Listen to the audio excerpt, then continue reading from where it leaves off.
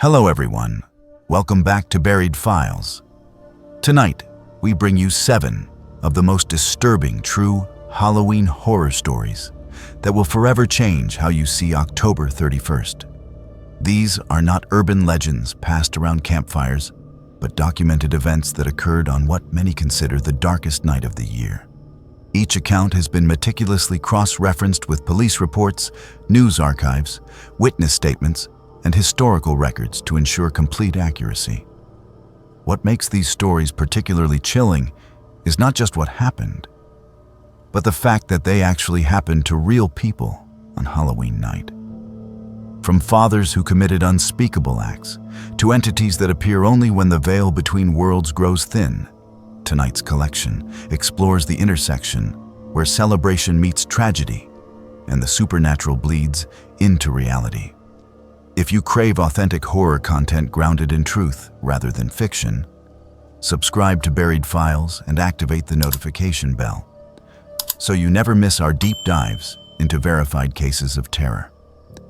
After tonight's episode, share your own Halloween experiences or theories in the comments below, because we believe the scariest stories are the ones that can be proven. Now settle in, turn down your lights, and prepare yourself as we uncover 7 true Halloween nightmares that law enforcement, victims, and witnesses wish they could forget. Samuel thought he had found the perfect solution to his financial problems. But what he did on Halloween night 1974 would make him one of the most infamous fathers in American history. His name would become synonymous with every parent's worst fear, and his actions would forever change how families approach trick-or-treating in America. This is the true story of how greed, desperation, and pure evil converged on one Halloween night in Pasadena, Texas, creating a tragedy that still haunts the nation more than 50 years later. Samuel was a 39-year-old optician who, on the surface, appeared to be living the American dream. He had a wife, 5 children, and a respectable position in the community. But beneath this carefully constructed facade, Samuel was drowning in debt. His business was failing, creditors were closing in from all sides, and he was facing financial ruin. The pressure mounted daily, and Samuel knew he needed a way out. What he conceived in those desperate months leading up to Halloween 1974 was a plan so twisted, so unthinkable, that it would shock the entire world. In the months before that fateful Halloween, Samuel began taking out insurance policies on his children. He started with small amounts, then gradually increased the coverage. By October, he had taken out $40,000 worth of life insurance on his 8-year-old son, Timothy. In 1974, $40,000 was an enormous sum, more than enough to solve all of Samuel's financial troubles. But collecting that money meant doing the unthinkable. It meant murdering his own child. Samuel was methodical in his planning. He researched various poisons and settled on potassium cyanide, a deadly substance that he obtained through his work connections in the optical industry. The chemical was sometimes used in the lens grinding process, giving Samuel legitimate access to purchase it without raising suspicion. He carefully measured out a lethal dose and placed it inside several Pixie Stix candy tubes, resealing them so perfectly that no one would notice they had been tampered with. These poisoned candies were mixed in with the legitimate Halloween treats he planned to give his children that night. Halloween night 1974 arrived with all the usual excitement and anticipation. The neighborhood was decorated with jack-o'-lanterns, fake spider webs, and cardboard skeletons. Children rushed from house to house in their costumes, pillowcases and plastic pumpkins growing heavy with candy. Timothy was excited to go trick-or-treating with his father and sister, completely unaware that his own father had planned his murder down to the smallest detail. Samuel played the role of loving father perfectly that evening, taking photographs of his children in their costumes and smiling as they showed him their growing collection of treats. Samuel had invited several other children to join them that night, including his daughter and some neighborhood kids. This was part of his plan to make Timothy's death appear as if it were the work of a random poisoner targeting trick-or-treaters. By giving the poisoned candy to multiple children, Samuel hoped to deflect suspicion away from himself. The group walked through the suburban streets of Pasadena, stopping at dozens of houses as the children laughed and compared their candy hauls. No one suspected that among them walked a father who was counting down the minutes until he could execute his horrific plan. After returning home from trick-or-treating, Samuel encouraged the children to eat some of their candy before bed. He specifically urged Timothy to try the pixie sticks, telling the boy it was one of his favorites. Timothy, trusting his father completely, eagerly tore open the paper tube and poured the powder into his mouth. The taste was immediately wrong, bitter and chemical. But before Timothy could spit it out, Samuel encouraged him to keep eating it. Within minutes, Timothy began to feel sick. He complained that his stomach hurt and that he felt dizzy. His mother helped him to the bathroom, thinking perhaps he had simply eaten too much candy. But Timothy's condition deteriorated rapidly. He began vomiting violently, his body convulsing as the poison attacked his system. His parents called for an ambulance, and Samuel put on a performance of concerned fatherhood as emergency responders rushed his son to the hospital.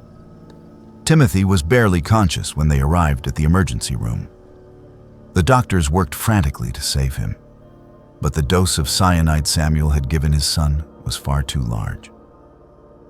Timothy died just after midnight on November 1st, 1974, less than an hour after consuming the poisoned candy his father had given him. The initial investigation focused on the possibility of a random poisoner targeting trick-or-treaters. This was exactly what Samuel had hoped for. He played the grieving father convincingly, giving tearful interviews to local news stations and warning other parents to check their children's candy carefully.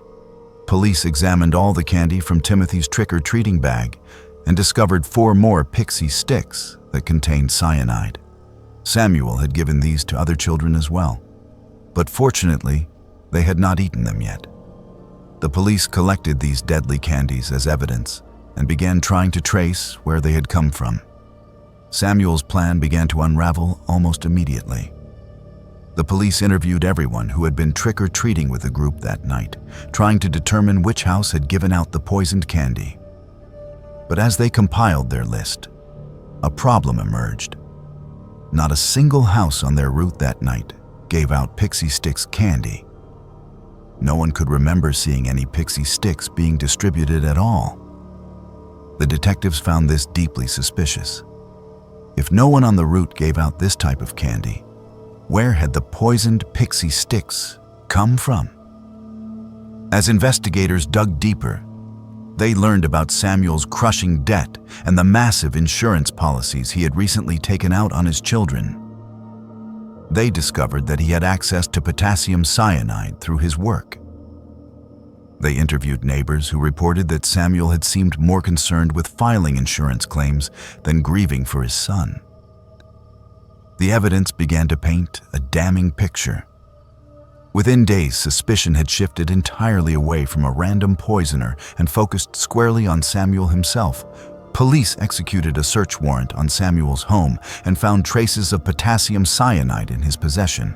They discovered that he had tried to purchase more insurance on his children just days before Halloween, but had been turned down because he already had such high coverage amounts. Witnesses came forward saying that Samuel had asked them strange hypothetical questions about insurance policies and poisonings in the weeks before Halloween. The case against him grew stronger with each passing day. Samuel continued to maintain his innocence, but his story kept changing. First, he claimed a random house must have given out the poisoned candy. When that was disproved, he suggested someone at his workplace might have planted the cyanide in his possession. He blamed mysterious enemies, claimed he was being framed, and insisted that he would never harm his children. But the evidence was overwhelming. The police had built an airtight case against him. The trial began in May 1975 and immediately drew national attention. The idea that a father would murder his own child for insurance money shocked the nation. The prosecution presented their evidence methodically, showing the jury Samuel's financial desperation, his access to the poison, the insurance policies, and the impossibility of the candy coming from any house on the trick-or-treating route. They called expert witnesses who testified about how the pixie sticks had been carefully opened and resealed.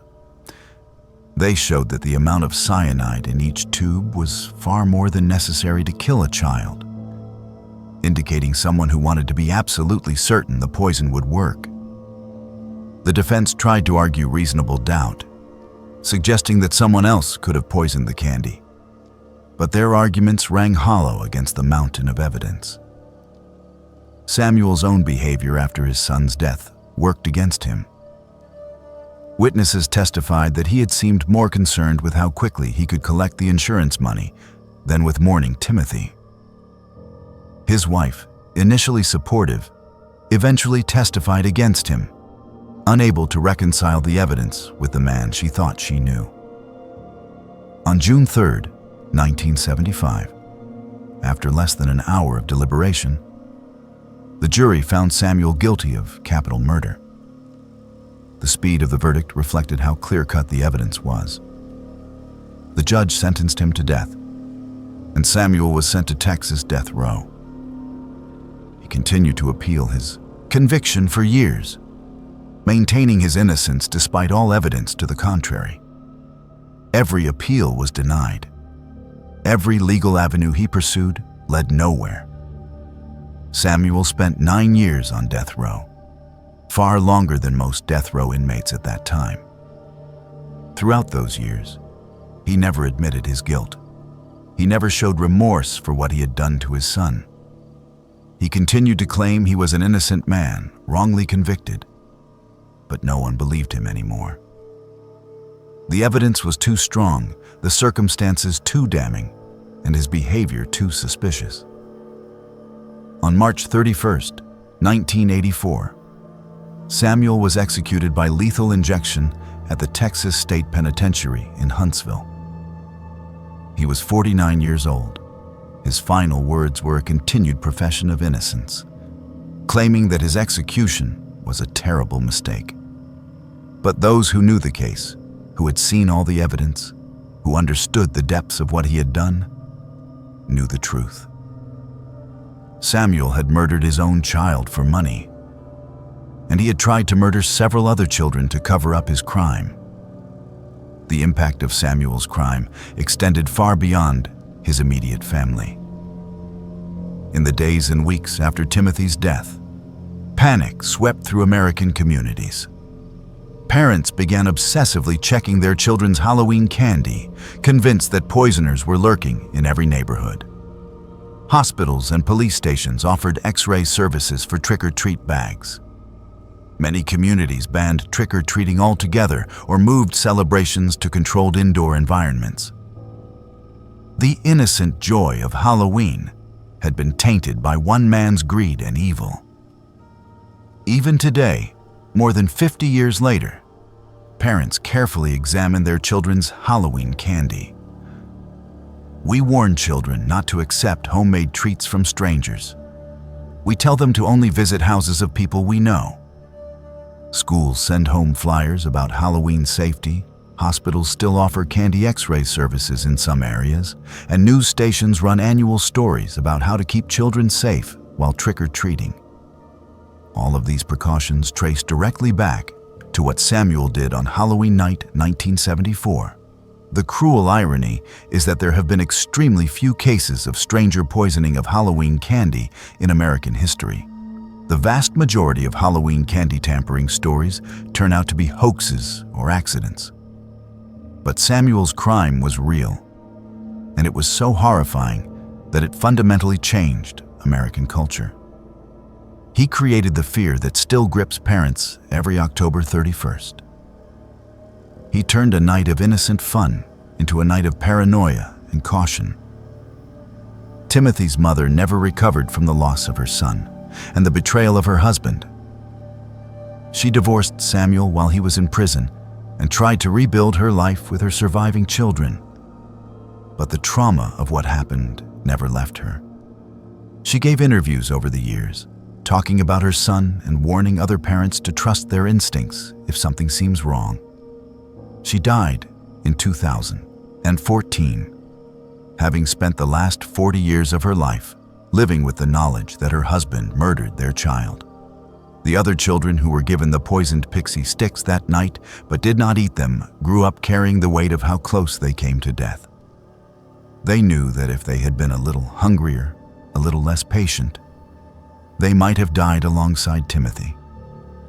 Some of them have spoken publicly about their experience, describing the guilt they felt for surviving when Timothy did not, even though they were just children and bore no responsibility for what happened.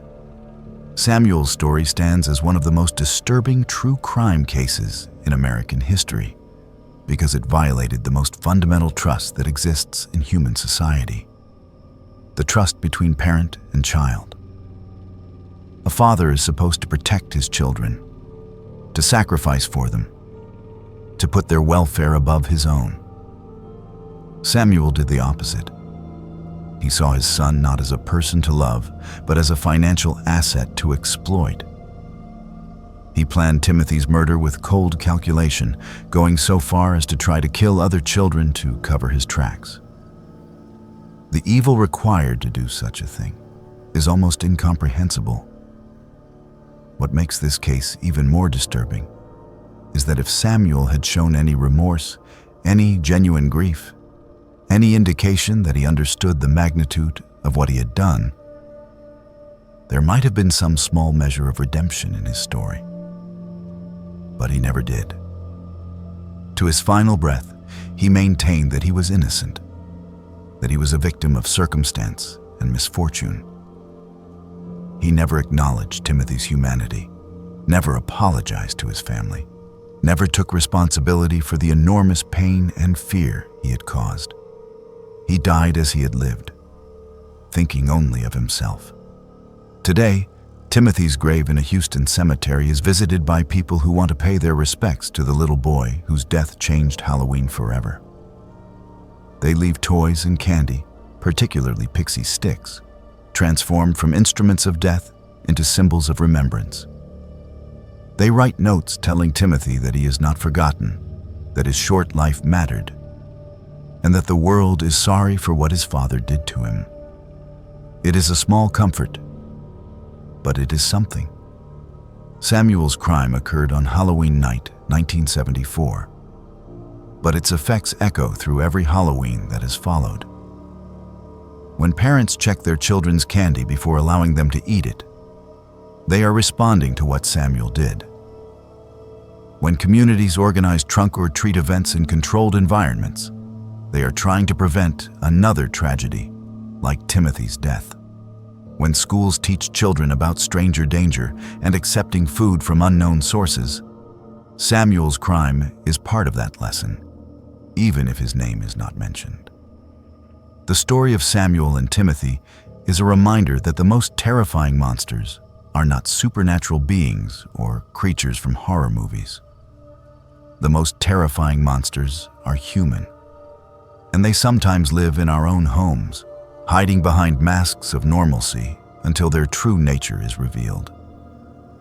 Samuel thought he had devised the perfect crime, a way to solve his financial problems by sacrificing his son and blaming it on a random poisoner.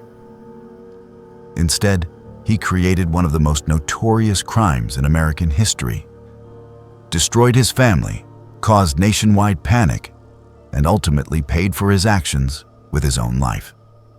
Halloween is supposed to be a night of imagination, where children dress up as ghosts and ghouls and pretend to be scared while knowing they are safe. But Samuel made that fear real. He turned Halloween into something genuinely dangerous, at least in the minds of a generation of parents who would never again feel completely comfortable sending their children out to trick or treat. His legacy is not just the murder of his son, but the death of innocence for an entire culture's relationship with Halloween. More than 50 years have passed since that terrible night, but Samuel's name still comes up every Halloween season. True crime documentaries revisit his case. News articles recount what he did. Parents who were not even born when Timothy died know the basic story because it has become part of our cultural memory. We remember because we need to remember. We remember because Timothy deserves to be remembered. And we remember as a warning that evil can come from the most unexpected places, even from someone who is supposed to love and protect us above all others. For hours, neighbors walked past what they thought was just another elaborate Halloween decoration. But Arya was not pretending to be dead. What happened on Halloween night 2015 in a quiet Delaware neighborhood stands as one of the most psychologically disturbing cases in recent memory. Not because of violence or supernatural terror, but because it revealed how completely we can fail to see tragedy when we expect spectacle. This is the story of how Halloween's celebration of death created the perfect camouflage for a real one, and how an entire community became unwitting witnesses to a woman's final moments. Arya was 42 years old and lived alone in a modest 2-story house on Willow Creek Drive in Frederica, Delaware. She worked as a medical transcriptionist from home, a job that allowed her to maintain her privacy while dealing with the depression and anxiety that had plagued her for years. Her neighbors knew her as quiet and friendly, but distant. She would wave from her porch, exchange pleasantries about the weather, but rarely engaged in deeper conversation. Most people on the street had no idea she was struggling with mental health issues that had grown progressively worse over the past 18 months. The neighborhood of Willow Creek Drive took Halloween seriously. Every October, residents competed to create the most impressive displays. Front yards transformed into graveyards with elaborate tombstones and fog machines. Houses were draped in giant spider webs with mechanical spiders that moved and hissed at passers-by. Life-sized animated figures of ghosts, zombies, and witches populated porches and lawns. The street had become something of a local attraction, with families from other neighborhoods driving over to see the decorations and bringing their children for trick-or-treating on Halloween night. Arya had participated in previous years with modest displays, a few carved pumpkins, and some plastic skeletons. But in October 2015, she took things to another level. She spent weeks constructing an elaborate Halloween scene in her front yard. She created a cemetery with foam tombstones that looked remarkably realistic. She installed string lights that cast an eerie purple glow over everything. She hung sheets from tree branches to create ghost figures that swayed in the autumn breeze. Neighbors commented on how dedicated she seemed to her decorations that year, how much time and effort she was putting into making them perfect. But what none of them understood was that Arya was not decorating for Halloween. She was setting the stage for her death. The elaborate display was not meant to entertain trick-or-treaters or impress the neighbors. It was meant to hide her suicide in plain sight, to ensure that when people saw her hanging from the large oak tree in her front yard, they would assume it was just another part of the show. She had calculated everything carefully, understanding the psychology of Halloween and how people's expectations would prevent them from seeing the truth until it was far too late. On the morning of October 31st, Arya spent several hours perfecting her display. She adjusted the positions of tombstones, tested her lighting system, and made sure every element was exactly as she wanted it. Around 11 in the morning, she changed into a white nightgown that looked appropriately ghostly. She applied pale makeup to her face and dark circles under her eyes. To anyone watching, it would have appeared she was simply getting into costume for the holiday. In reality, she was preparing for her final performance. Around noon, Arya climbed a ladder she had positioned against the large oak tree in her front yard. She had already secured a rope to one of the thick branches the night before, hiding it among the Halloween decorations so no one would question its presence. She positioned herself carefully, slipped the noose around her neck, and kicked the ladder away. In that moment, on a bright autumn afternoon with children playing down the street and neighbors raking leaves in their yards, Arya ended her life. And because it was Halloween, because her yard was full of decorations celebrating death, no one realized what had happened. The first person to notice Arya was a mail carrier making his afternoon rounds around 12:30. He glanced at her yard as he always did, admiring the decorations, and saw what he thought was an impressively realistic hanging victim suspended from the tree. He even paused for a moment to appreciate the detail, noting how the figure seemed to sway naturally in the wind and how realistic the rope looked. He delivered her mail, complimented her decorating skills with a wave toward the house, and continued his route. He had no idea he had just walked past a woman who had been dead for less than 30 minutes. Throughout the afternoon, more people passed by Arya's house.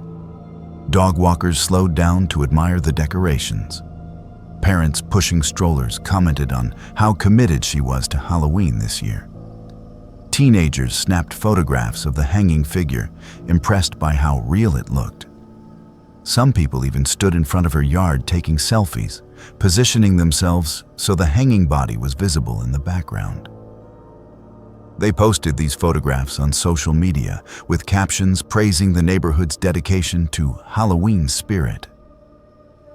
One photograph was shared more than 200 times before anyone realized what it actually showed.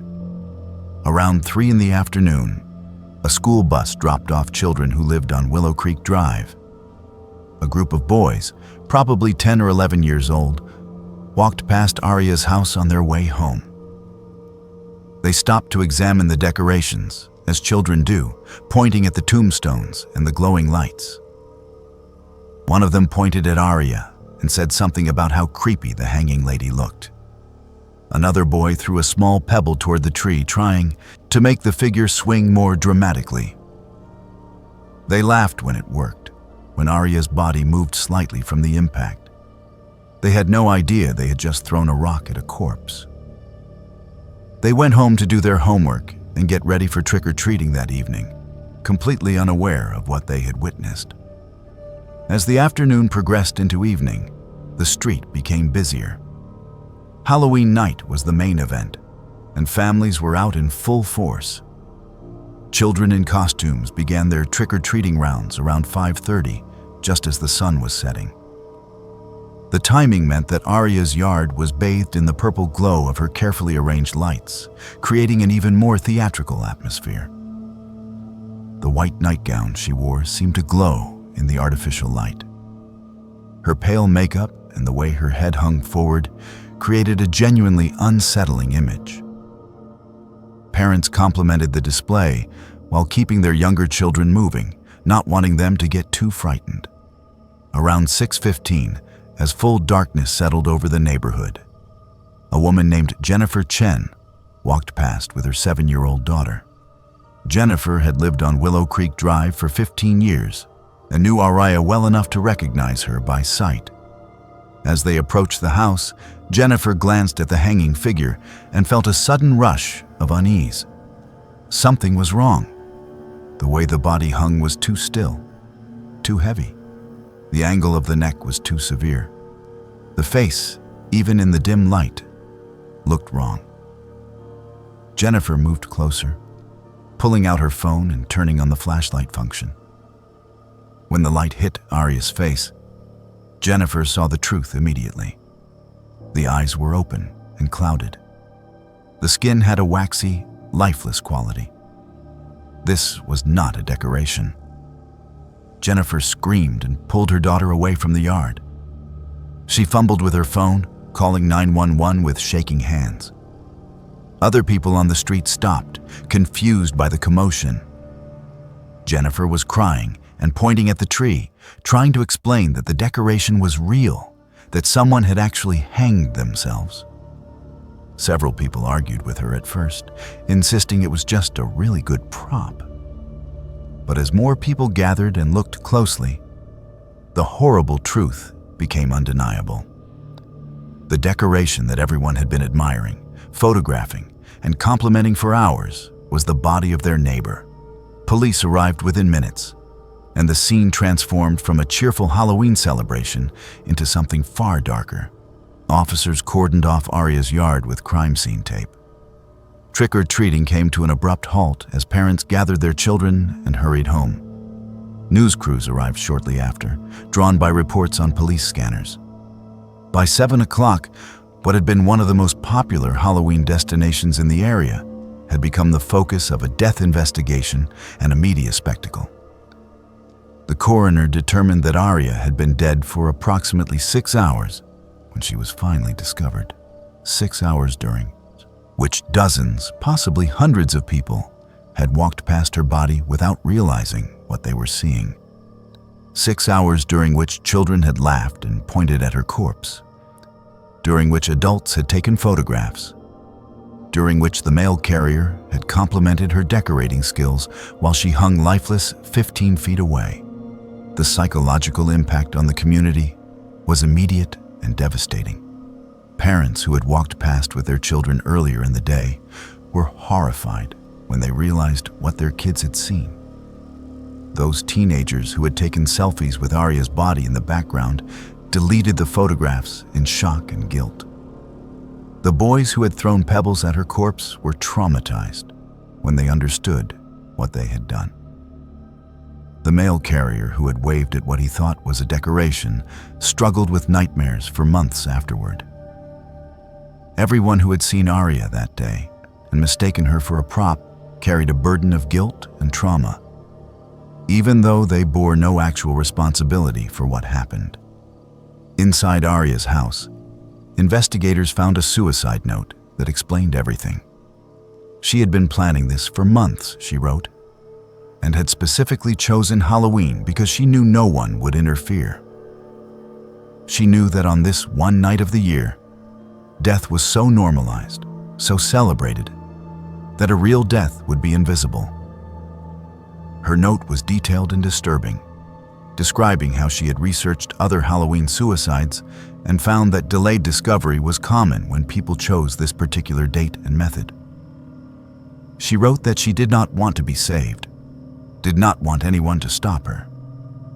And Halloween provided the perfect camouflage for her final act. The note also revealed the depth of Arya's depression and her feelings of invisibility.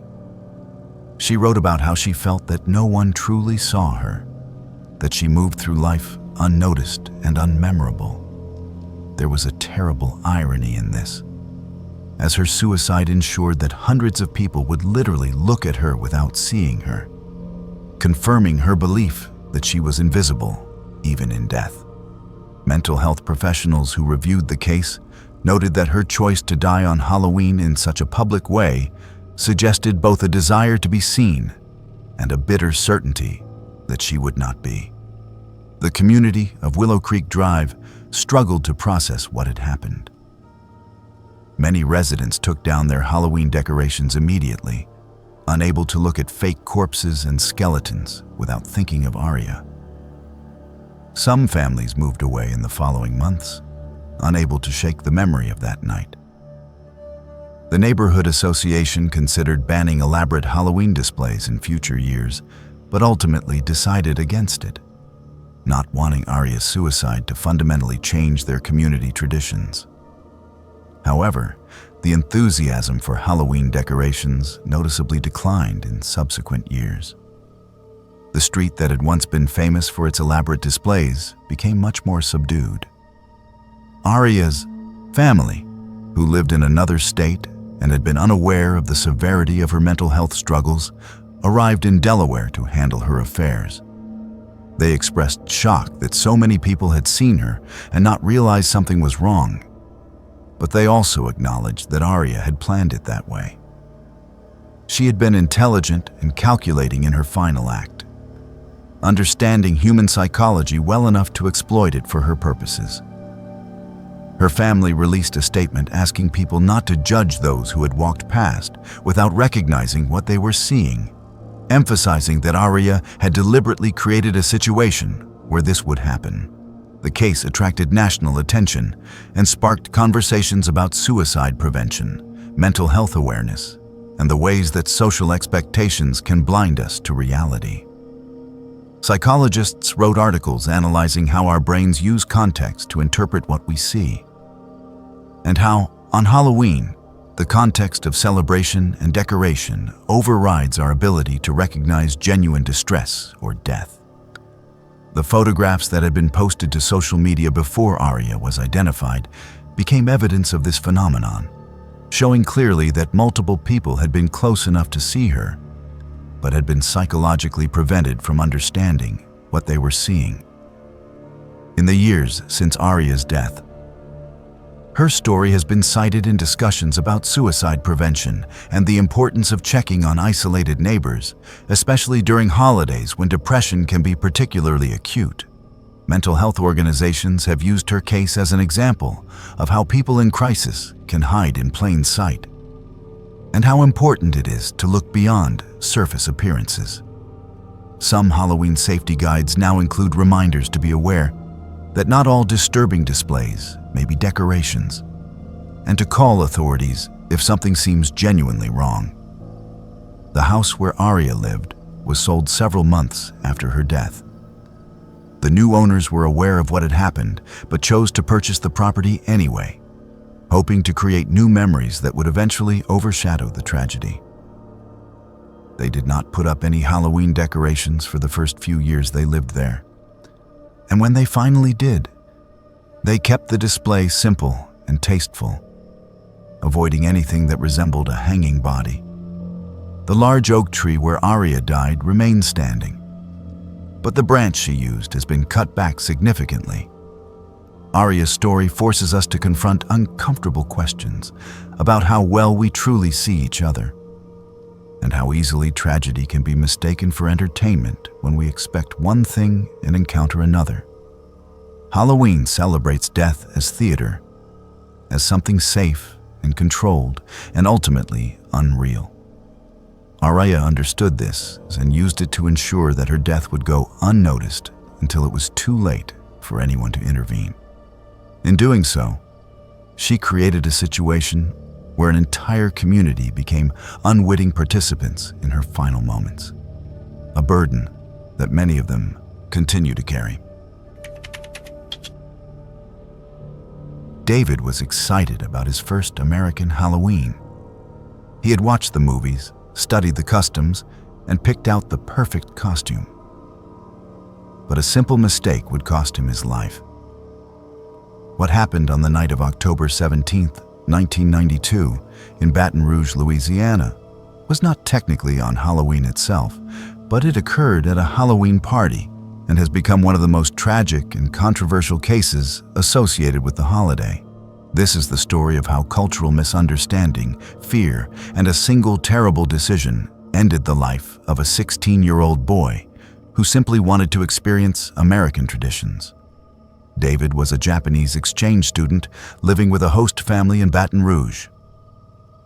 He had arrived in the United States just 2 months earlier, full of enthusiasm about experiencing American culture firsthand. He was a good student, polite and eager to learn, and his host family had grown fond of him quickly. He loved American music, particularly disco, and was fascinated by Halloween, a holiday that had no equivalent in Japan. When a classmate invited him to a Halloween party, David was thrilled. He spent days planning his costume, finally deciding to dress as John Travolta's character from Saturday Night Fever, complete with a white suit and slicked back hair. On the evening of October 17th, David and his friend Webb, a fellow student from his host family's neighborhood, set out for the Halloween party. They were both in high spirits, joking and laughing as they walked through the suburban streets of Baton Rouge. The party was supposed to be at a house on a street where many of the houses looked similar. Typical suburban architecture with nearly identical layouts. The invitation had included an address, but in the excitement and with the unfamiliar street layout, the boys became confused about which house was the correct one. Around 8 o'clock in the evening, David and Webb approached what they believed was the party house. They could hear music and saw lights on inside, which seemed to confirm they had found the right place. David rang the doorbell enthusiastically, ready to make his entrance.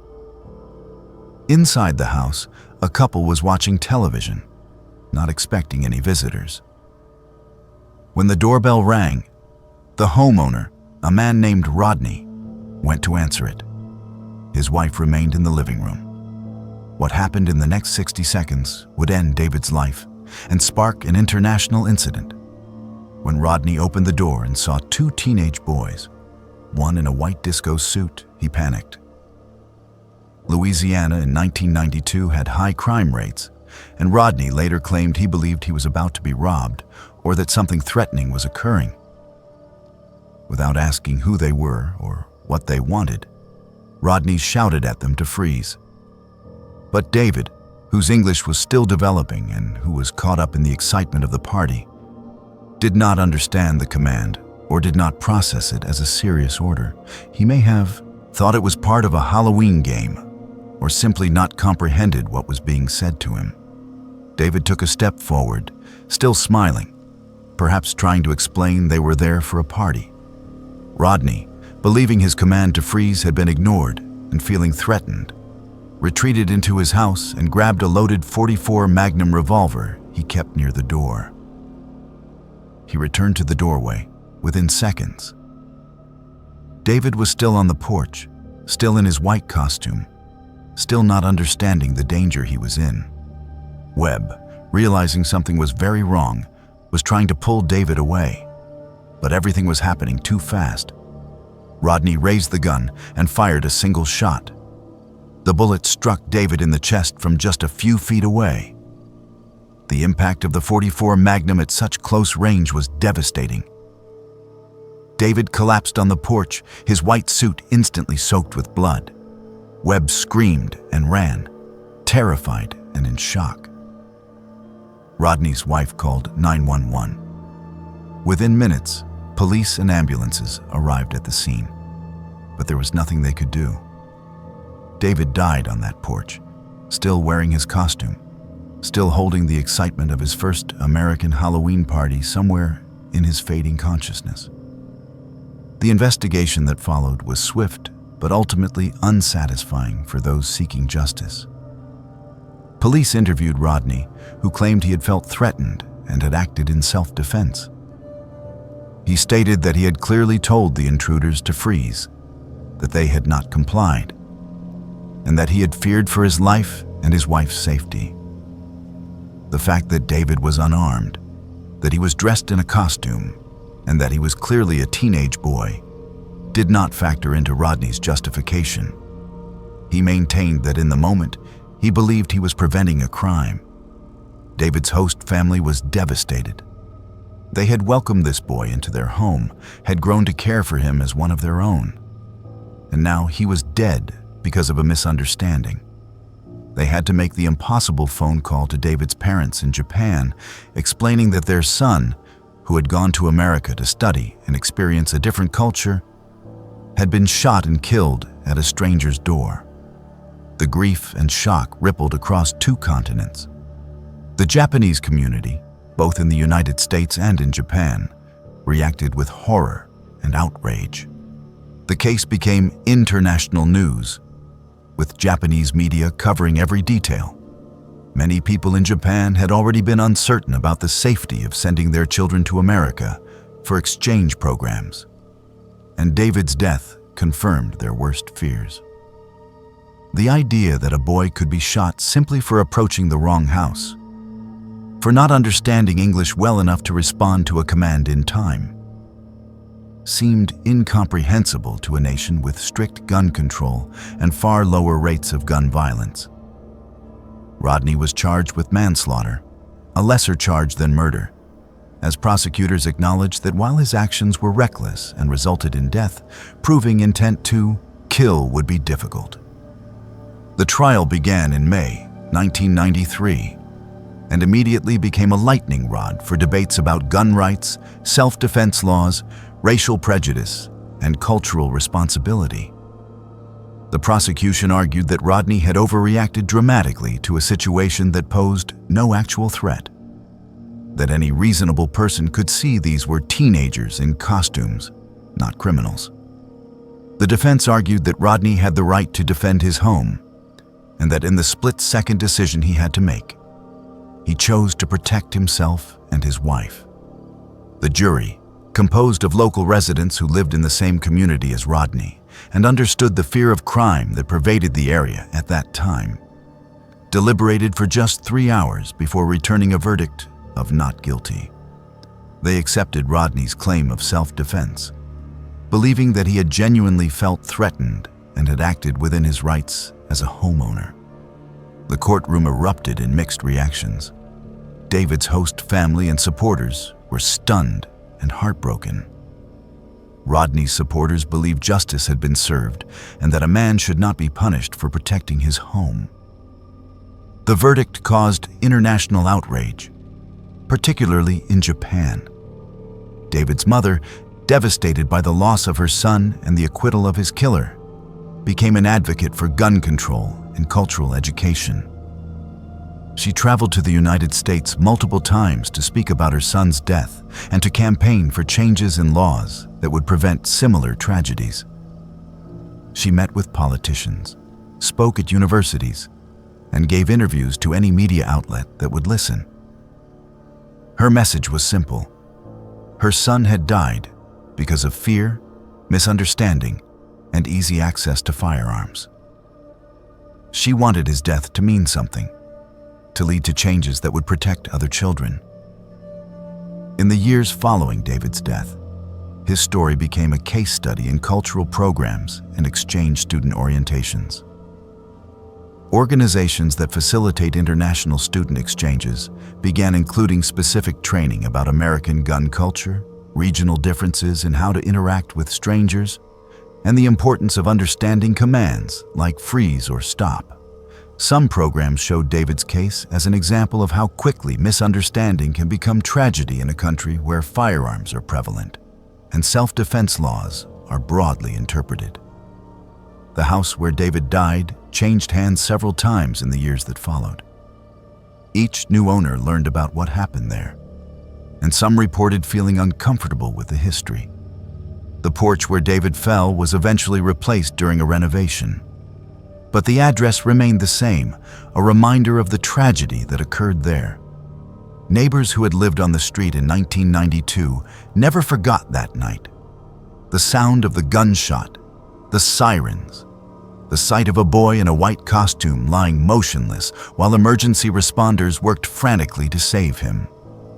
David's parents eventually received a settlement from a civil lawsuit against Rodney, though no amount of money could compensate for the loss of their son.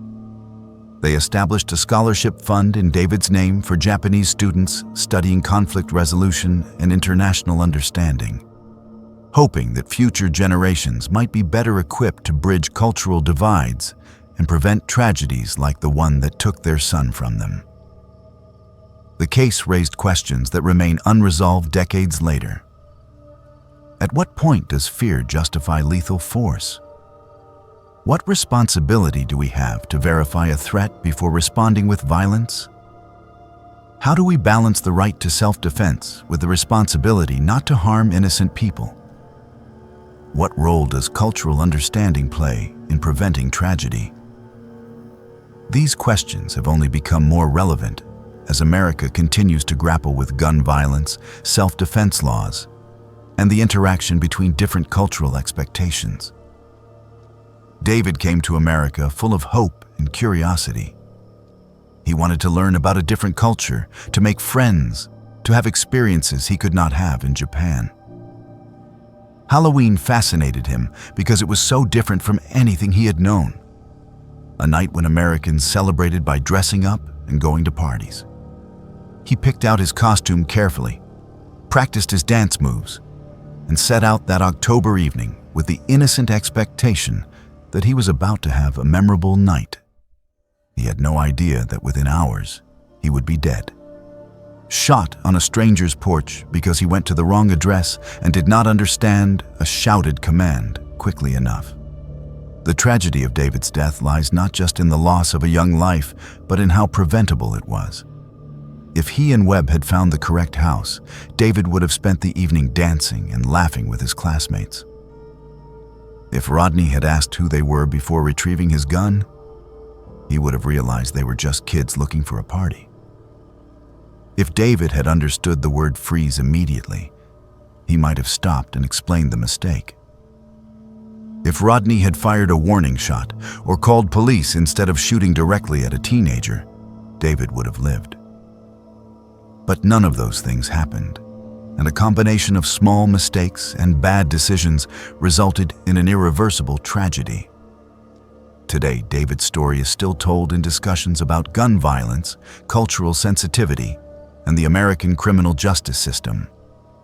His mother, who spent decades advocating for change in his name, has said that while she can never forgive what happened to her son, she hopes his death has made people more aware of the dangers of fear-driven violence and the importance of trying to understand each other across cultural divides.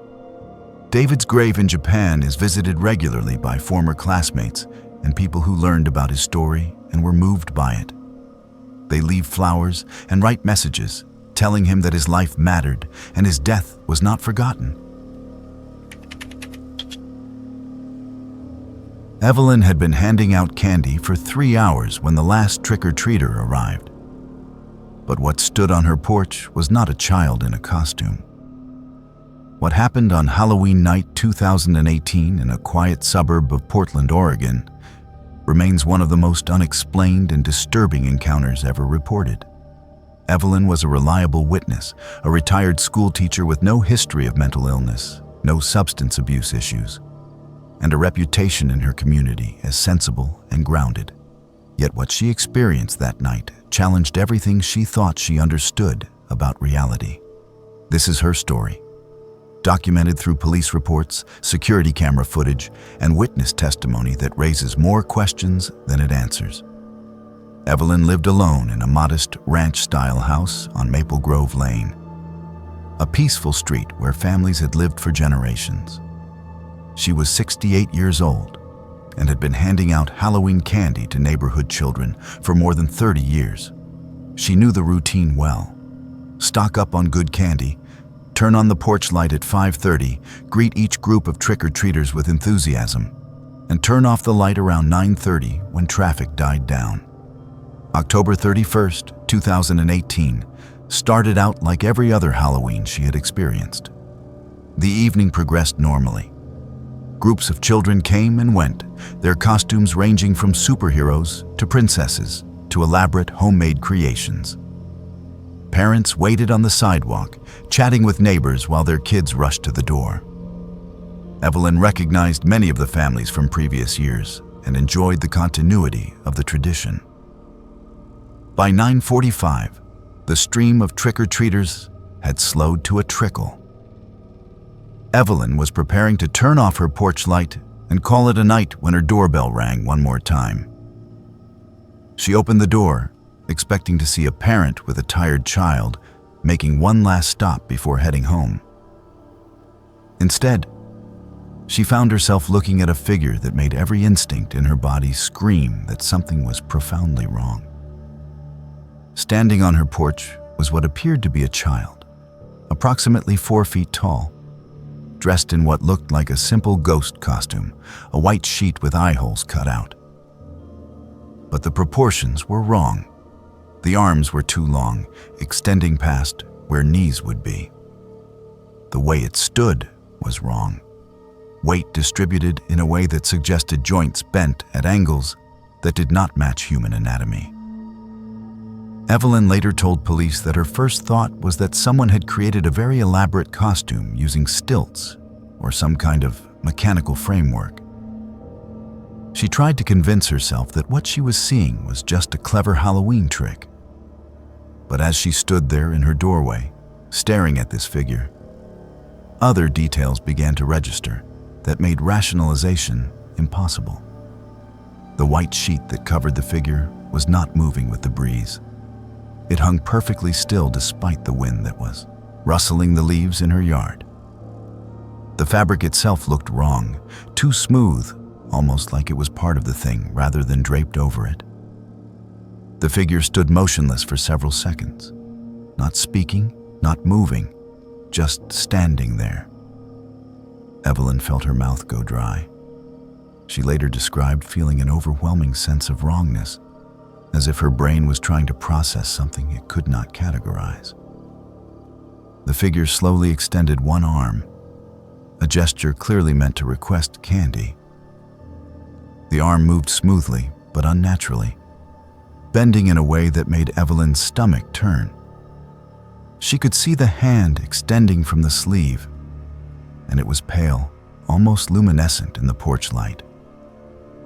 The fingers were too long, the joints visible beneath skin that looked stretched too tight. Evelyn, operating on autopilot and not knowing what else to do, reached into her candy bowl and pulled out a handful of chocolate bars. She extended her hand toward the figure, trying not to let it touch her. The figure's hand closed around the candy, and Evelyn felt her skin crawl. The texture was wrong. It was cold, far colder than the October night air could account for, and it felt damp, like touching something that had been submerged in water.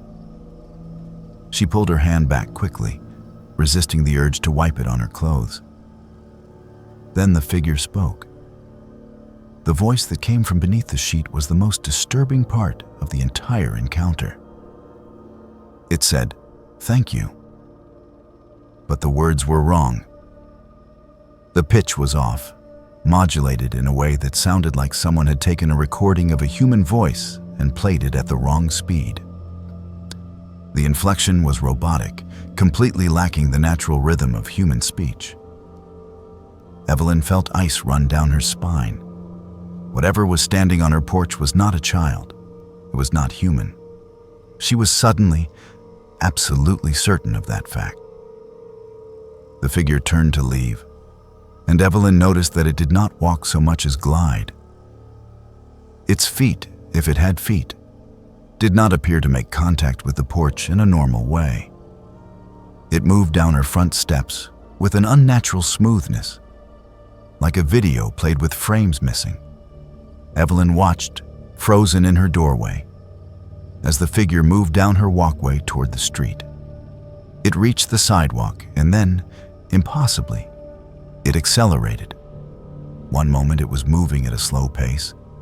The next it was between two houses across the street, covering a distance of at least 60 feet in what could not have been more than 2 seconds. Then it was gone. Evelyn stood in her doorway for a full minute, trying to process what she had just witnessed. Her rational mind insisted it must have been a costume, an elaborate prank, teenagers with sophisticated props. But her instincts, honed over 68 years of life experience, told her something different. She had just encountered something that should not exist. With shaking hands, she closed and locked her door, turned off her porch light, and sat down in her living room, trying to calm her racing heart. After about 20 minutes, when her initial shock had subsided enough for her to think clearly, Evelyn remembered that she had installed a security camera system 6 months earlier. The camera above her front door recorded everyone who came to her porch. She pulled out her phone, opened the security app, and pulled up the footage from the past hour. She watched groups of normal children coming and going, their costumes clearly visible, their movements natural and human. Then she saw the timestamp for 9:46 p.m., right when the last visitor had arrived. What the camera captured made Evelyn's blood run cold. The figure was visible, but the video was distorted around it. The image glitched and pixelated, making it difficult to see clear details. What was visible showed the same unsettling proportions Evelyn remembered. The two long arms, the wrong way of standing. But something else was visible in the footage that Evelyn had not noticed in person. When the figure moved, it left a faint trail, almost like a double exposure in an old photograph. The camera had also recorded audio, and Evelyn played it back. The "thank you" sounded even more disturbing in the recording, clearly artificial and wrong. Evelyn made a decision. She needed to report this, regardless of how crazy it might sound. She called the Portland Police non-emergency line and told them she wanted to file a report about a suspicious person. When officers arrived 30 minutes later, she showed them the security footage and told them exactly what she had experienced. The officers were professional and took her seriously, particularly after viewing the video. They noted the distortion around the figure and the unusual audio. They asked if any of her neighbors had seen anything unusual. The officers canvassed the street, knocking on doors and asking if anyone had seen a child in a ghost costume around 9:45 p.m. What they discovered was both validating and deeply unsettling. 3 other neighbors on Maple Grove Lane reported seeing a figure matching Evelyn's description at around the same time. One man said he had seen it moving between houses across the street from him at an impossible speed. Another woman said she had seen it standing under a streetlight, perfectly motionless, for several minutes before it suddenly vanished. None of them had thought to report it initially, assuming it was just an unusual costume or a trick of the light. The police took statements from all the witnesses and collected the security camera footage from Evelyn's house. They filed an official report classifying the incident as unexplained. Local news picked up the story a few days later, and it generated significant attention.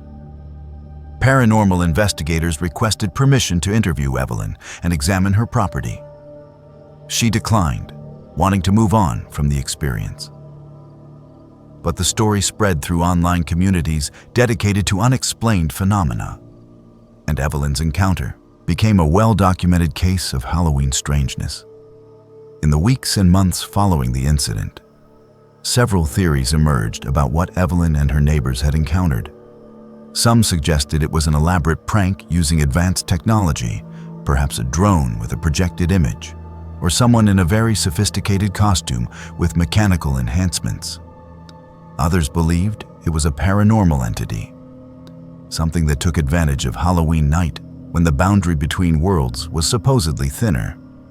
A few proposed it might have been an extraterrestrial being, noting that the unnatural movements and wrong proportions matched descriptions from alleged alien encounter reports. Evelyn herself never settled on a definitive explanation. She knew what she had seen and felt, and she knew it was not a normal child in a costume. The coldness of its touch, the wrongness of its voice, the impossible speed with which it moved, these things could not be easily explained away. She had lived a long, rational life and had never believed in ghosts or aliens or unexplained phenomena. But this experience had shaken her certainty about what was possible. The following year, Evelyn did not hand out candy on Halloween. She turned off all her lights, locked her doors, and spent the evening inside watching television. She told friends and family that she just was not feeling up to it. But the truth was that she could not face the possibility of seeing that figure again. The memory of its wrong proportions, its cold touch, its artificial voice, these things haunted her dreams for months. Even now, years later, she sometimes wakes up thinking about it, wondering what it was and why it came to her door. The security footage remains the most compelling piece of evidence that something genuinely strange occurred that night. multiple video analysis experts examined the file and confirmed that it had not been digitally altered or tampered with. The distortion around the figure was real, recorded by the camera in real time. Some suggested electromagnetic interference could cause such effects, but there was no obvious source of such interference in the area. The audio anomaly was equally unexplained. Voice analysis showed that the "thank you" did not match patterns of normal human speech and appeared to be artificially generated, though how or why remained a mystery. Other residents of Maple Grove Lane reported feeling uneasy on Halloween night for several years after the incident. Some said they felt watched when they went outside after dark. Others reported seeing shadows moving in ways that did not match any visible source. A few families moved away, citing the general strangeness of the neighborhood, though they never explicitly mentioned Evelyn's encounter. The street, once known for its enthusiastic participation in Halloween festivities, became noticeably quieter in subsequent years. Evelyn still lives in her house on Maple Grove Lane. She still has the security camera footage saved on multiple drives, refusing to delete it despite the discomfort it causes her. She occasionally gives interviews to researchers studying unexplained phenomena, always telling the same consistent story with the same vivid details. She has never embellished or changed her account, never tried to profit from the attention, and never claimed to have definitive answers about what happened. She simply knows that on Halloween night, 2018, something that was not human stood on her porch, took candy from her hand, and disappeared into the night. The case of Evelyn's visitor remains open in the sense that no explanation has ever been proven. Whatever came to her door that Halloween night left behind only questions, distorted video footage, and the testimony of multiple witnesses who saw something they could not explain. It serves as a reminder that despite our technological advancement and scientific understanding, there are still experiences that defy explanation, encounters that challenge our assumptions about what is possible and what is real. Joseph had performed the hanging stunt dozens of times that day, without incident. But when the sun went down and the real scares were supposed to begin, something went terribly wrong. What happened on Halloween night 1990 in the outskirts of Chicago remains one of the most tragic and controversial cases in haunted attraction history.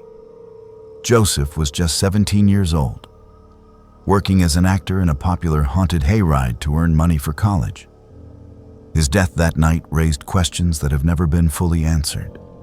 Questions about timing, about what people saw, and about whether what appeared to be an accident was something far more sinister.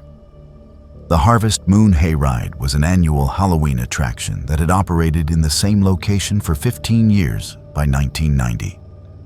It was set up on a working farm about 40 miles outside Chicago, and during the month of October, the owners transformed their property into an elaborate haunted experience. Tractors pulled wagons full of paying customers along a winding route through cornfields and wooded areas, while actors dressed as monsters, zombies, and killers jumped out to scare them. It was popular with teenagers and young adults looking for a thrill, and it attracted hundreds of visitors each night during the Halloween season. Joseph was hired in mid-October as one of the scare actors. He was a high school senior, well-liked by his classmates and teachers, planning to attend college the following year to study theater. His parents were supportive of his work at the hayride, seeing it as good experience for someone interested in performance. The job paid reasonably well, and Joseph enjoyed the theatrical aspects of scaring people. He took pride in creating memorable moments for the hayride visitors. His assigned role was called the Hanging Man. Near the end of the hayride route, there was a large wooden structure designed to look like old-fashioned gallows. Joseph would stand on a small platform with a noose loosely positioned around his neck, held in place but not actually supporting any of his weight. His feet remained firmly on the platform at all times.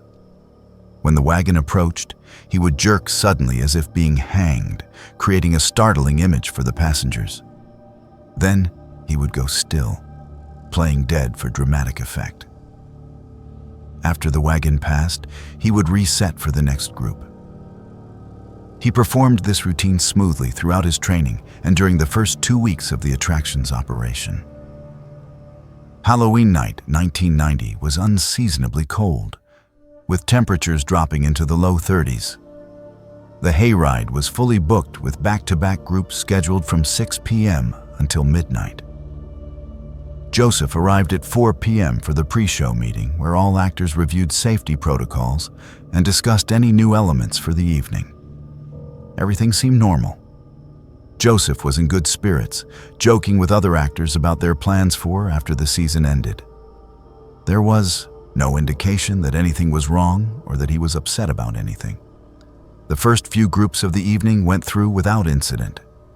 Joseph performed his hanging man routine perfectly, startling passengers with his sudden movement and then holding his dead pose convincingly as the wagon rolled past. Other actors who were positioned nearby said they saw him between groups, standing on his platform, occasionally adjusting his costume or stretching to stay limber in the cold. Around 7:30 p.m., he was still performing normally. The wagon carrying the group scheduled for 7:45 began its route. This is where accounts become murky and disturbing. The 7:45 group consisted of about 20 people, mostly college-age students celebrating Halloween together. As their wagon approached the gallows section, they saw Joseph in position, standing on the platform with a noose around his neck. The wagon driver, who had made this trip dozens of times and knew the routine, slowed slightly as they neared the gallows, giving passengers time to notice the hanging man before Joseph would perform his jerk and freeze. But Joseph did not move. The wagon slowed to a near stop, as was customary for this scare, and Joseph simply hung there, completely still. Several passengers pointed and commented on how realistic the effect looked. Some noted that he seemed to be hanging at a different angle than usual, his weight appearing to actually be supported by the rope rather than by his feet on the platform. The wagon driver, becoming concerned by Joseph's lack of movement, stopped the wagon entirely and called out to him. There was no response. The driver climbed down from the tractor and approached the gallows. As he got closer, he could see that something was terribly wrong. Joseph's feet were not resting on the platform. They were dangling several inches above it. The noose that was supposed to be loose around his neck was pulled tight, supporting his full weight. His face had a bluish tint, visible even in the dim theatrical lighting. The driver immediately began screaming for help and trying to lift Joseph to relieve the pressure on his neck. Other actors came running from nearby positions. Someone called 911. Emergency responders arrived within 8 minutes, but it was already too late. Joseph was pronounced dead at the scene. The medical examiner later determined that he had died from asphyxiation due to hanging. The immediate assumption was that this was a tragic accident, that somehow the mechanism of the stunt had failed and Joseph had accidentally hanged himself while trying to perform his routine. But the investigation that followed raised disturbing questions. The platform that Joseph stood on was examined thoroughly. It showed no signs of breaking or malfunctioning. It was exactly where it should have been, just a few inches below where Joseph's feet were found dangling. For Joseph to have ended up hanging, he would have had to step off the platform deliberately or somehow been pulled or pushed off it. Neither explanation made immediate sense. The rope and noose were also examined. The noose that Joseph was supposed to use for the stunt was designed to be loose and non-functional, merely creating the appearance of being around his neck without actually constricting.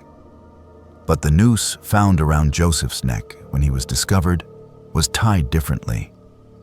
in a way that would tighten when weight was applied. Someone had either retied the noose or replaced it entirely with a functional hanging noose. Joseph, as the person who would be wearing it, would have noticed this change. So why did he put it around his neck? The timing was another deeply troubling element. The group scheduled for 7:15 had seen Joseph perform his routine normally. Staff members between the 7:15 and 7:45 groups said they had seen Joseph on his platform, appearing fine. Yet by the time the 7:45 group arrived, Joseph was dead, having been hanging long enough for his face to turn blue. The medical examiner estimated he'd been deceased for at least 15 to 20 minutes when he was discovered, which meant he would have died around 7:25 or 7:30. This timeline created a horrifying possibility. If Joseph had been hanging since approximately 7:30 and the 7:15 group left his station at approximately 7:20, that meant he had died almost immediately after the previous group passed. But multiple staff members claimed to have seen him alive and standing normally between groups. Either those staff members were mistaken about when they saw him, or something even more disturbing had occurred. Some of the staff members were interviewed extensively. One actor who was positioned about 50 yards away from the gallows said he had looked over at Joseph's station several times between 7:20 and 7:40. He insisted he had seen Joseph standing on his platform in his normal waiting pose. Another actress said the same thing. They were both certain they had seen Joseph alive during the time the medical examiner said he was already dead. This led to a theory that terrified everyone involved. Had the previous groups, possibly multiple groups, ridden past Joseph's body without realizing he was actually dead? Had they looked at his hanging corpse and assumed it was part of the show? The 7:45 group had initially thought he looked realistic. If the lighting was dim enough and the expectation was that they were seeing a performance, earlier groups might not have realized anything was wrong. The possibility that Joseph had been dead for multiple cycles, with people applauding and taking photos of his corpse thinking it was an elaborate prop, was almost too horrible to contemplate. Investigators interviewed every passenger from the 7:15 group and the groups before that. The responses were disturbing. Several people remembered Joseph's hanging man act and said it had looked particularly realistic that night. One woman said she had commented to her boyfriend that the actor must be really committed because he had not moved at all, even when their wagon stopped right in front of him for an extended time due to a backup in the route. Others had similar recollections. The evidence strongly suggested that multiple groups had indeed viewed Joseph's body without realizing he was dead. The investigation into whether Joseph's death was an accident or something more sinister found no conclusive answer. The noose had been replaced or retied, but Joseph's fingerprints were on it, suggesting he had handled it himself. There was no evidence of a struggle. No one had seen anyone else near the gallows during the relevant time period. The most straightforward explanation was suicide. That Joseph had deliberately modified the noose and stepped off the platform. But his parents, friends, and co-workers all insisted he had shown no signs of depression or suicidal ideation. He had plans for the future. He was excited about college. Nothing in his behavior suggested he wanted to die. An alternative theory was that this was a prank gone wrong. Perhaps Joseph had modified the noose as a way to make his act more realistic, not understanding the danger, and had accidentally stepped off the platform or lost his balance. But this explanation required believing that an intelligent 17-year-old would not understand the basic physics of hanging, which seemed unlikely. The darkest theory, whispered but never proven, was that someone had tampered with Joseph's equipment intending to harm him. There had been some minor conflicts between actors during the season, typical workplace drama and personality clashes. But nothing that seemed serious enough to motivate murder. Still, the fact remained that someone had changed the noose. And if it was not Joseph himself, then someone else had access to his equipment and the opportunity to make the modification without being observed. The official ruling was accidental death. The county medical examiner concluded that Joseph had likely been experimenting with making his act more realistic and had misjudged the danger. The case was closed, but Joseph's family never accepted this explanation. They hired a private investigator who found inconsistencies in the timeline and in witness statements, but could not prove foul play. The family filed a civil lawsuit against the hayride operators for negligence, which was eventually settled out of court for an undisclosed amount. The Harvest Moon hayride never reopened. The owners, traumatized by Joseph's death and facing potential liability, shut down the operation permanently. The farm was eventually sold to developers who built a subdivision on the property. The gallows where Joseph died were dismantled and burned. But people who lived in the area and had worked at the hayride never forgot what happened.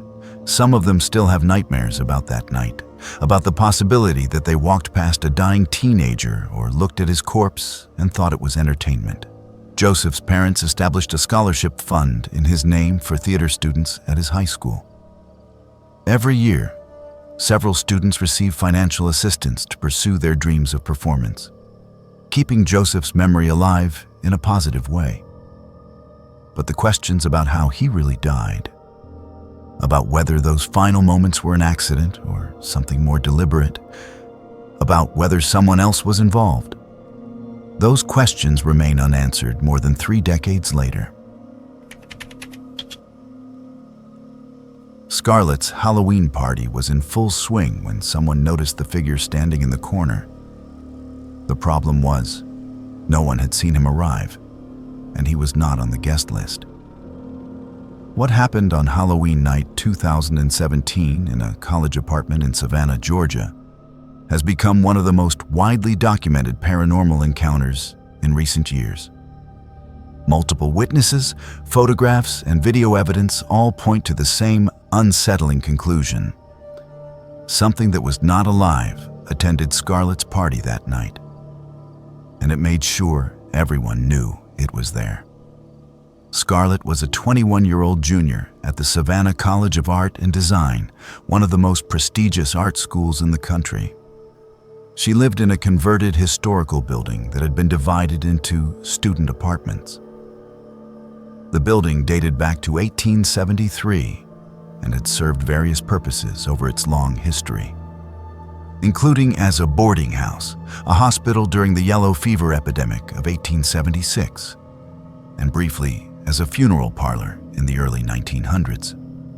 By 2017, it had been renovated into modern apartments, but the bones of the old building remained. Scarlet decided to throw a Halloween party in her third-floor apartment on October 31st. She invited approximately 30 people, mostly fellow art students and friends from her classes. The guest list was carefully curated. This was not an open party where strangers might wander in. Everyone who was invited received a specific invitation, and Scarlet made it clear that +1s needed to be cleared with her in advance. She wanted to keep the gathering manageable and ensure she knew everyone in attendance. The party began around 8 p.m. Guests arrived in costume, as was traditional for Halloween. There were elaborate artistic creations, as expected from art students, ranging from steampunk cyborgs to classical paintings come to life.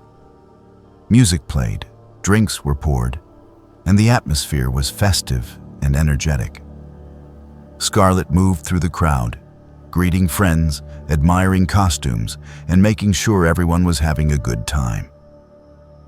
By 9:30, all 30 invited guests had arrived, and the apartment was packed with people talking, laughing, and dancing. Around 10:15 p.m., a guest named Marcus noticed something odd. In the corner of the living room, near the window that overlooked the street, stood a figure he had not seen before. The figure was dressed in what appeared to be authentic 1920s attire. A formal dark suit with a high collar, a vest, and a pocket watch chain visible across the chest. The costume was impressively detailed, far more authentic looking than most of the other outfits at the party. But what struck Marcus as strange was how still the figure stood. Everyone else at the party was moving, talking, drinking, or dancing. This person just stood motionless, facing slightly away from the crowd, staring at the wall. Marcus approached Scarlet and asked whose friend the guy in the corner was, pointing across the room. Scarlet looked and saw the figure for the first time. She did not recognize him. She thought perhaps he had come with one of her guests without asking permission. Slightly annoyed, she began asking around, trying to figure out who had brought the uninvited guest. But as she went from person to person, everyone denied knowing him. Several people said they had noticed him standing there and assumed he was someone else's friend. Scarlet decided to approach the figure directly and politely ask him to leave, as he had not been invited. She weaved through the crowded apartment, but as she got closer, a strange feeling washed over her. The temperature seemed to drop noticeably near the corner where the figure stood. She could see her breath forming small clouds in the air, despite the rest of the apartment being warm from body heat and poor air circulation. The feeling of wrongness intensified with each step. When Scarlet was about 10 feet away, she called out to get the figure's attention. The figure slowly turned its head toward her. Scarlet froze. The face she saw was wrong in ways she struggled to articulate later. The features were there, eyes, nose, mouth, but they looked flat, almost painted on, lacking the depth and shadow that real human features should have. The skin was pale, not naturally pale, but a dead, grayish pale that reminded her of corpses she had seen in medical illustration books. The eyes were the worst part.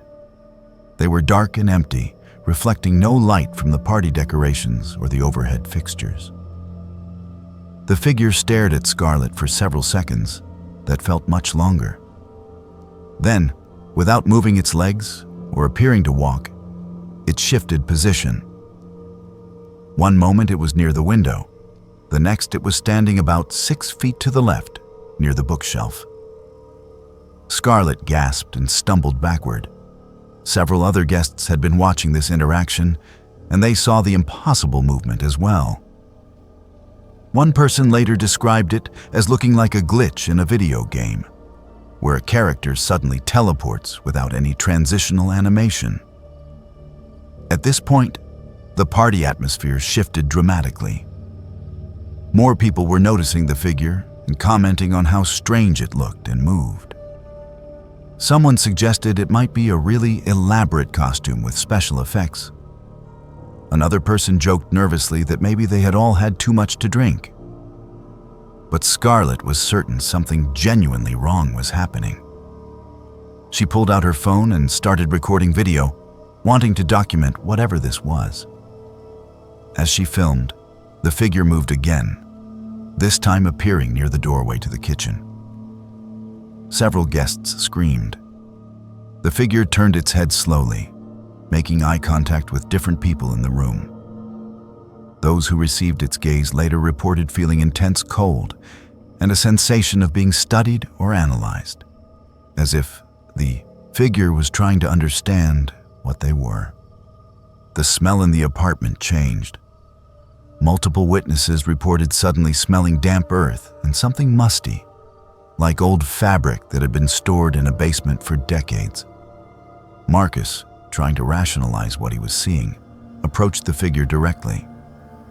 He reached out to touch its shoulder, thinking perhaps it was some kind of projection or hologram. but his hand made contact with something solid and ice cold. Marcus jerked his hand back, and in that instant, the figure turned to face him fully.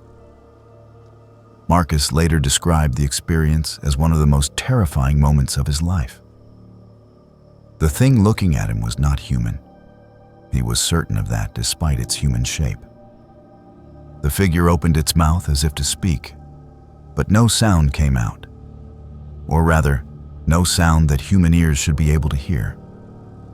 Several people reported feeling a vibration, a deep rumble that seemed to resonate in their chests, rather than reaching their ears as normal sound would. One guest who had perfect pitch said later that if it was a sound, it would have been far below the range of human hearing. Scarlet, still recording, asked the figure who it was and what it wanted. There was no response beyond the continued staring. Other guests were taking photos now, documenting this bizarre encounter. The figure moved again, appearing near the apartment entrance. Then it did something that convinced everyone this was not a person in a costume. It walked toward the closed apartment door, and instead of opening it, it passed through it. One moment it was visible in the apartment.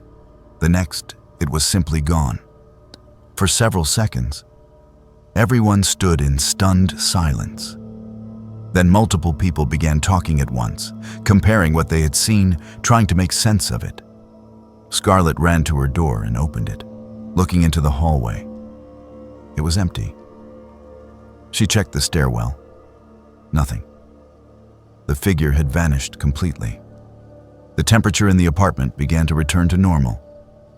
The strange smell faded, but the sense of unease remained strong. The party effectively ended at that point. No one was in the mood to continue celebrating after what they had witnessed. Guests gathered their belongings and left in groups, not wanting to walk through the old building alone. Scarlet and her roommate were left to process what had happened. They reviewed the photos and videos that had been taken. What they saw was disturbing. In most of the photographs, the figure appeared as a blurred or distorted shape. Some images showed it clearly, but with strange artifacts around it, almost like digital corruption. In Scarlet's video, the figure was visible but seemed to flicker in and out of focus, even though the rest of the room remained sharp. The impossible movements were captured on video, showing the figure in one location and then suddenly in another, with no transition. Several photos showed empty space, where the figure had been standing moments before the picture was taken, according to the timestamps and witness testimony. The next day, Scarlet researched the history of her building in the college library archives. What she discovered made her blood run cold. In 1923, a man named William had lived in the building when it served as a boarding house. He had been a young accountant, described in newspaper articles as quiet and well-dressed. On Halloween night 1923, the boarding house had hosted a party. William had attended, but at some point during the evening, he had gone upstairs to his room and hanged himself. His body was not discovered until the next morning.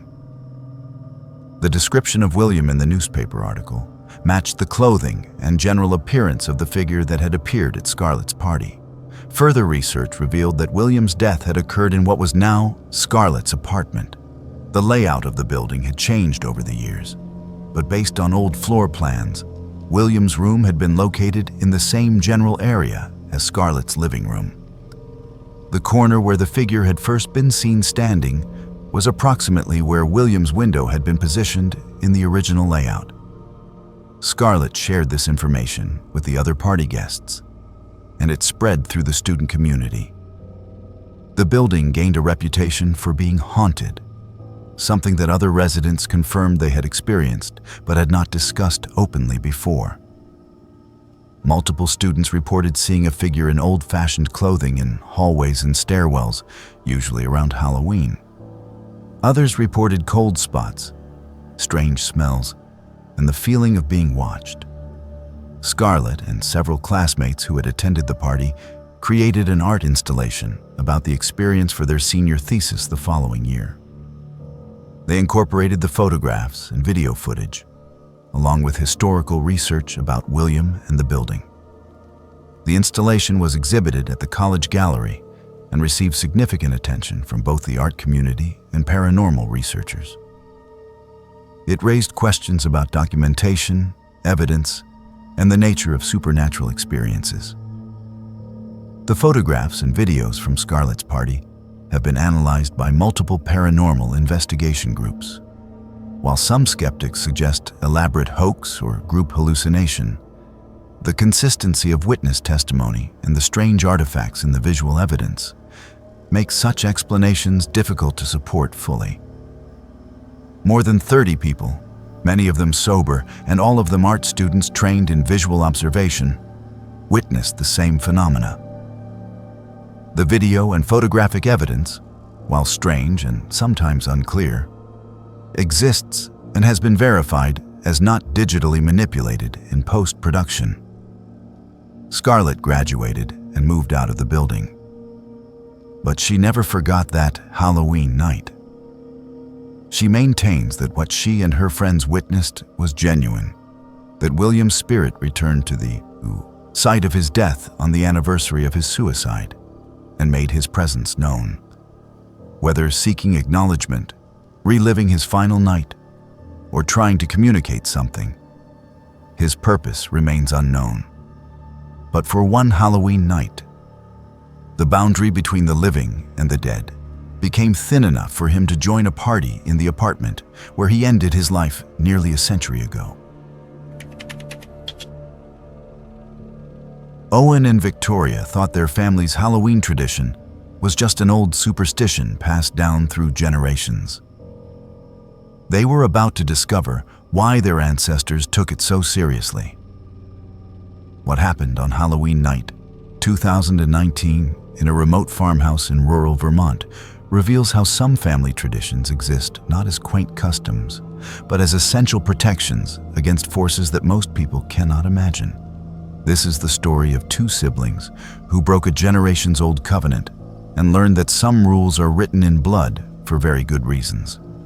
The farmhouse where Owen and Victoria grew up had been in their family for 8 generations, built in 1796 by their ancestor Nathaniel. The property sat on 200 acres of forested land in the Green Mountains, miles from the nearest town. The house itself was a classic New England colonial, weathered clapboard siding and a stone foundation that had settled unevenly over 2 centuries. But what made the property truly distinctive was not its architecture or its isolation, but the strict rules that governed every Halloween night. For as long as anyone in the family could remember, Halloween required absolute compliance with specific rituals. Beginning at sunset on October 31st, every light in the house had to be extinguished. Candles, lanterns, electric lights, even the pilot lights on appliances were turned off. Every window had to be covered with heavy black fabric, blocking any view in or out. The doors were locked and bolted. And most importantly, everyone in the house had to remain completely silent from sunset until sunrise. No talking, no music, no television, nothing that would create sound. The family would sit together in the dark living room, waiting for morning. Owen was 21 and Victoria was 19 when they decided these rules were ridiculous. They had grown up following the tradition without question, but as adults with modern educations and rational worldviews, they found the whole thing absurd. Their parents had always enforced the rules strictly, but in October 2019, their parents were visiting their grandmother in Florida, leaving Owen and Victoria alone at the farmhouse for the first time on Halloween. Owen had been accepted to law school and would be leaving Vermont the following year. Victoria was studying psychology at the State University. They were both intelligent, skeptical young adults who viewed their family's Halloween tradition as an embarrassing relic of superstitious thinking. When October 31st arrived and their parents called to remind them about the rules, Owen and Victoria decided to ignore them completely.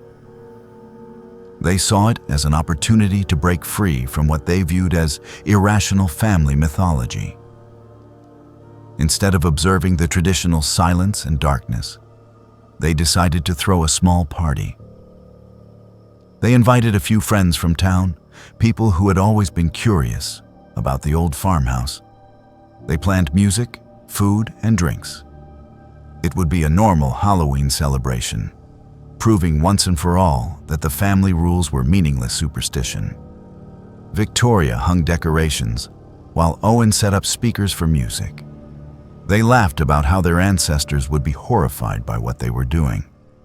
The party began around 7 p.m., just after sunset. 5 friends arrived, and the farmhouse was soon filled with light, music, and laughter. Owen made cocktails in the kitchen. Victoria gave tours of the house, pointing out the antique furniture and telling sanitized stories about family history. Everything felt liberating. They were modern people breaking free from outdated fears. The first hour passed pleasantly, and Owen felt vindicated in his decision to ignore the rules. Around 8 p.m., the dogs started acting strange. The family kept 2 large mixed-breed dogs who normally loved guests and attention. But suddenly, both animals became agitated, pacing nervously and whining.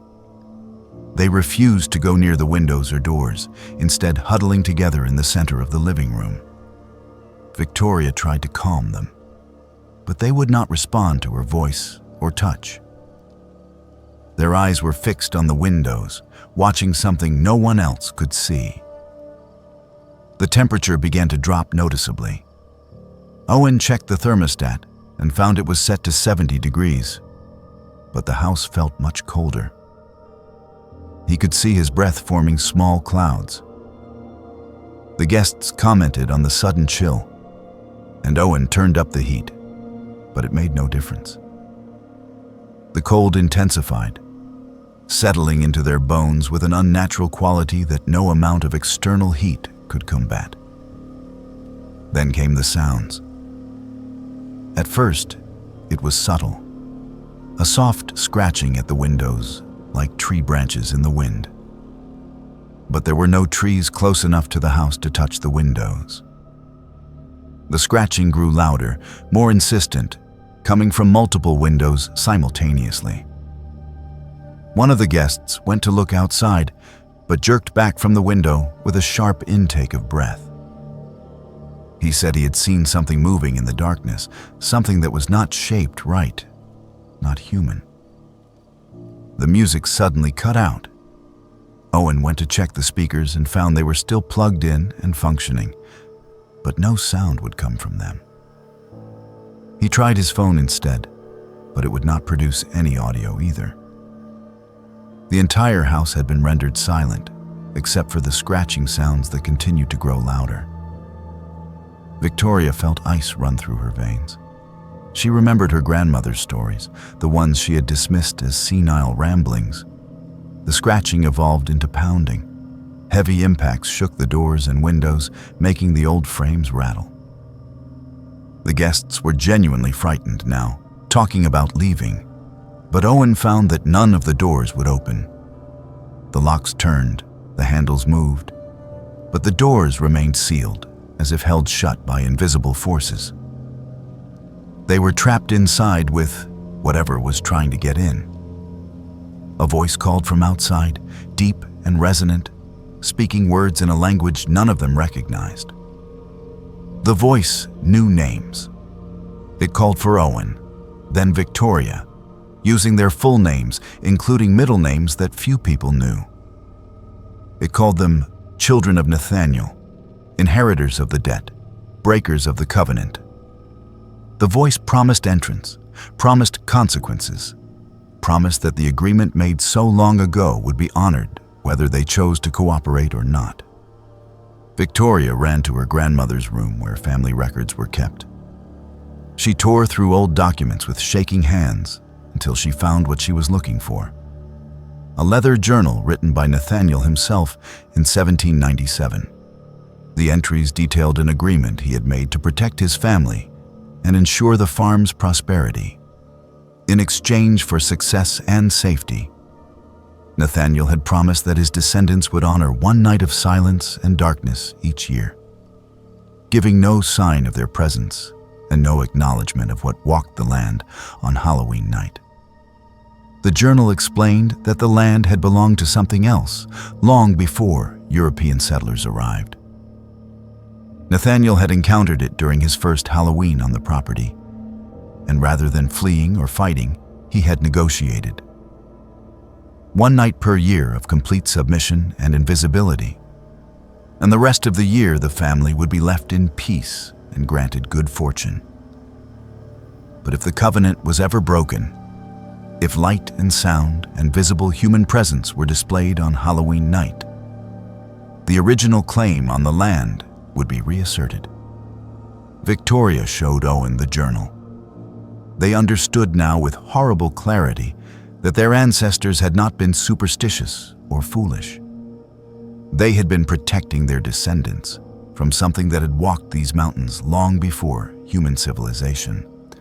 And Owen and Victoria had broken that protection, announcing their presence with light and music and laughter, inviting attention from something that should never be invited.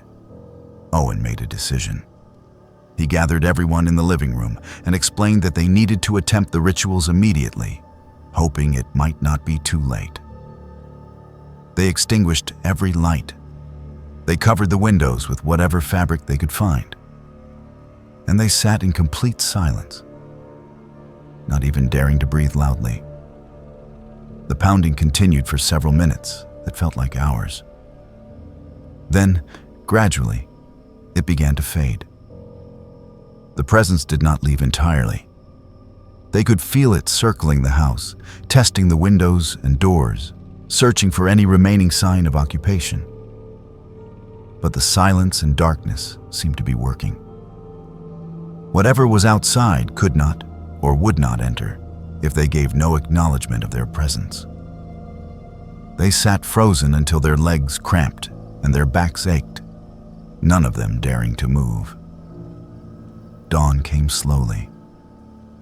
The first light of November first filtered through gaps in the hastily arranged window. Coverings. The oppressive presence lifted. The dog stopped whining and began to relax. The temperature returned to normal. Owen cautiously tried a door and found it opened easily. Their guests left immediately, several of them crying, none of them speaking about what they had experienced. Owen and Victoria were left alone in the farmhouse with the knowledge of what they had nearly unleashed. They called their parents and confessed everything. Their father was silent for a long moment before saying they had been extraordinarily lucky. The covenant had been bent but not fully broken, because they had ultimately complied before it was too late. But there would be consequences. The family's protection was weakened now. They would need to be more careful, more diligent in honoring the tradition. Owen and Victoria now live in different states, pursuing their careers far from the Vermont farmhouse. But every Halloween, they both lock their doors, turn off every light, and sit in absolute silence until dawn. They have tried to explain to friends and partners why they do this. But the truth sounds too incredible. So they make excuses about personal tradition or spiritual practice. They never host parties. They never go out. They honor the covenant their ancestor made, understanding now that it is not superstition, but survival. The farmhouse remains in the family, and whoever lives there learns the rules and follows them without question. The story of what Owen and Victoria experienced has been added to the family records, another warning for future generations. Some traditions exist for good reason. Some rules should never be broken, and some nights the only safety lies in silence and darkness.